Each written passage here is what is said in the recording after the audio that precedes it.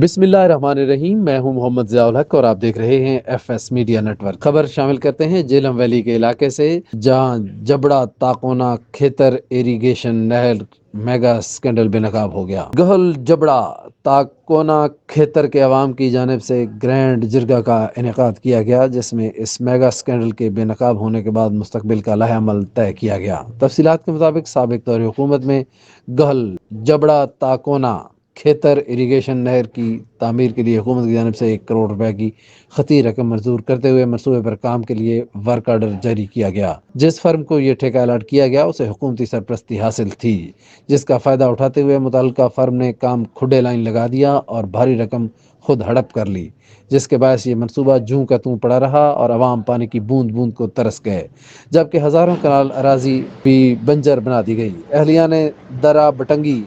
کونا کھیتر اور دیگر سراپا احتجاج اہلیان کونا درہ کھیتر،